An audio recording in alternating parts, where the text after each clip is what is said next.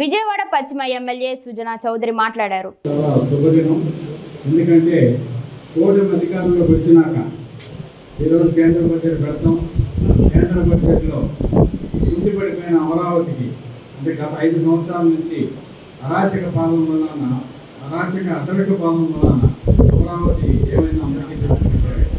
అయితే కేంద్ర ప్రభుత్వం డెఫినెట్గా చాలా లిబరల్గా 15,000 కోట్ల రూపాయలు అనౌన్స్ చేస్తూ అమరావతి అభివృద్ధికి ప్రతి సంవత్సరం కావాల్సిన సపోర్ట్ కూడా అవసరాన్ని బట్టి చేస్తామని కూడా చెప్పడం జరిగింది.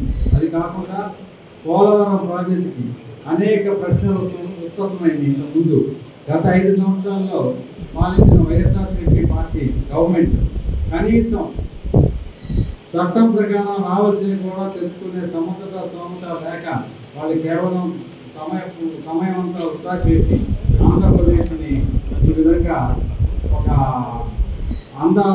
ఆంధ్రప్రదేశ్గా చేయడం జరిగింది. అయితే దాని కూడా పోలవరానికి సంపూర్ణ సపోర్ట్ ఇస్తామని చెప్పి కూడా బడ్జెట్లో చెప్పారు.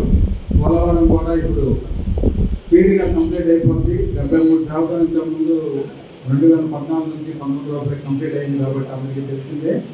పోలవరం ప్రాజెక్ట్ కంప్లీట్ అయితే లెఫ్ట్ కెనాల్ రైట్ కెనాల్ ద్వారా సుమారుగా 25,000 నుంచి 30,000 ఎకరాలు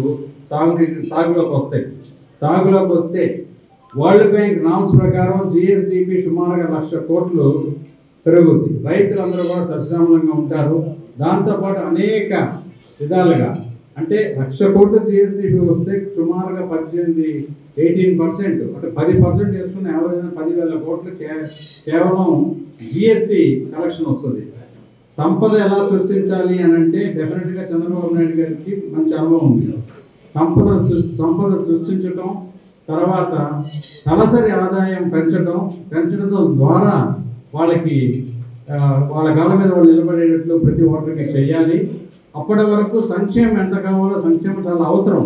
కానీ సంక్షేమాన్ని కేవలం అప్పులు చేసి సంక్షేమాన్ని పంచిపెడితే ఏ రాష్ట్ర ప్రభుత్వం కానీ కేంద్ర ప్రభుత్వం కానీ నిలబడదు. గత 5 సంవత్సరాల్లో చేసింది అందరికీ తెలిసిందే. కాబట్టి ఈరోజు కేంద్ర బడ్జెట్ మాత్రం కూటమి ఏర్పడటం మూలాన అక్కడ ఎన్డీఏ గవర్నమెంట్ రావటం, ఇక్కడ ఎన్డీఏ గవర్నమెంట్ రావటం, దాంతోపాటు డబుల్ ఇంజన్ సర్కార్ ధమాకా ఏంటనేది ఈ రోజుతో మొదలైంది.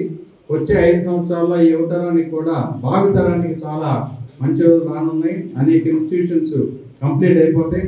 దాంతోపాటు ఇంకా అనేక ప్రాజెక్టులు కూడా ఆంధ్రప్రదేశ్కి రావడానికి అవకాశాలు బాగా ఉన్నాయి. అవి తెలియపరుస్తూ ఈరోజు ఇక్కడ గవర్నర్ గారి ప్రసంగానికి కూడా ధన్యవాద తీర్మానం పాస్ చేసాం. నిన్న గవర్నర్ గారు కూడా చాలా చక్కగా ఏ విషయాన్ని వదలకుండా అన్ని అటవిక పాలన ఎలా చేశారో దాని వలన ఆంధ్రప్రదేశ్ని అప్పుల ఊపులు ఎలా దించేశారు. ఇంతవరకు మన ఆర్థిక మంత్రి గారికి అసలు అప్పులు మొత్తం ఎన్ని ఉన్నాయో కూడా తెలుసుకోలేని పరిస్థితిలో ఉంది.